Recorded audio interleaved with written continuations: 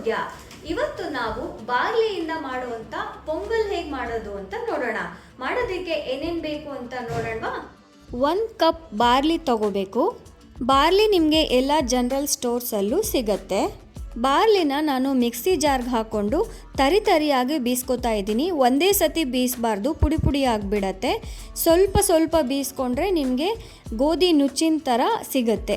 ಸ್ವಲ್ಪ ದಪ್ಪ ರವೆ ಥರ ಬೀಸ್ಕೋಬೇಕು. ನೀವು ಮಿಕ್ಸಿ ಮಾಡ್ಕೊಂಡು ಆದಮೇಲೆ ಈ ರೀತಿಯಾಗಿ ಒಂದು ಜರಡಿಗೆ ಹಾಕ್ಕೊಂಡು ಹಿಟ್ಟೆಲ್ಲ ತೆಗಿಬೇಕು. ಬರೀ ರವೆ ಮಾತ್ರ ಎತ್ತಿಟ್ಕೋಬೇಕು. ಒಂದು 3/4 ಕಪ್ನಷ್ಟು ಹೆಸರುಬೇಳೆ ಇಟ್ಕೊಂಡಿದ್ದೀನಿ. ಈಗ ಹೆಸರುಬೇಳೆ ಕುಕ್ಕರ್ಗೆ ಹಾಕೋತಾ ಇದ್ದೀನಿ. ಹಾಗೆ 1 ಕಪ್ನಷ್ಟು ನಾವು ಬಾರ್ಲಿ ರವೆ ಮಾಡ್ಕೊಂಡಿದ್ವಲ್ಲ, ಅದನ್ನು ಸಹ ಕುಕ್ಕರ್ಗೆ ಹಾಕೋತಾ ಇದ್ದೀನಿ. ಇವಾಗ ನೀರು ಹಾಕಿಬಿಟ್ಟು ಚೆನ್ನಾಗಿ ತೊಳ್ಕೊತಾ ಇದ್ದೀನಿ.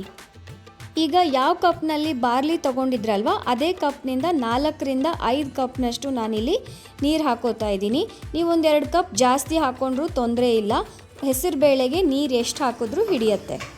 ಈಗ ಕುಕ್ಕರ್ ಇಡ್ತಾ ಇದ್ದೀನಿ. 4ರಿಂದ 5 ವಿಷಲ್ ಕೂಗಲಿ. ಈಗ ಕುಕ್ಕರ್ ಪ್ರೆಷರ್ ಇಳಿದಿದೆ ನೋಡಿ, ಈ ರೀತಿಯಾಗಿ ಬೆಂದಿದೆ, ಚೆನ್ನಾಗಿ ಬೆಂದಿದೆ. ಹಾಗೆ ಸ್ವಲ್ಪ ಗಟ್ಟಿ ಕೂಡ ಇದೆ. ರುಚಿಗೆ ತಕ್ಕಷ್ಟು ಉಪ್ಪು ಹಾಕ್ಕೊಂಡಿದ್ದೀನಿ. ಹಾಗೆ ಇದು ಸ್ವಲ್ಪ ಗಟ್ಟಿ ಇದೆ ಅನ್ನಿಸ್ತು, ಹಾಗಾಗಿ 1 ಗ್ಲಾಸ್ ನೀರು ಹಾಕ್ಬಿಟ್ಟು ಚೆನ್ನಾಗಿ ಮಿಕ್ಸ್ ಮಾಡ್ತಾ ಇದ್ದೀನಿ.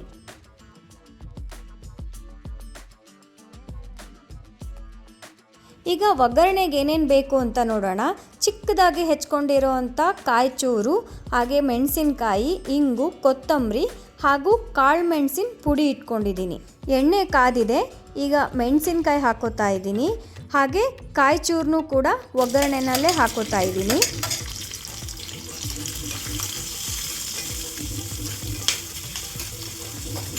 ಕಾಳು ಮೆಣಸಿನ ಪೌಡ್ರು ಕೂಡ ಹಾಕೋತಾ ಇದ್ದೀನಿ. ನಾನಿಲ್ಲಿ ಕಾಳು ಮೆಣಸನ್ನ ಸ್ವಲ್ಪ ಜಜ್ಜಿ ಹಾಕೋತಾ ಇದ್ದೆ. ಅದು ಬಾಯಿಗೆ ಬರುತ್ತೆ, ಇಷ್ಟ ಆಗಲ್ಲ ಅಂತ ಹೇಳಿದ್ದಕ್ಕೆ ನಾನಿಲ್ಲಿ ಪುಡಿ ಮಾಡಿ ಹಾಕೋತಾ ಇದ್ದೀನಿ.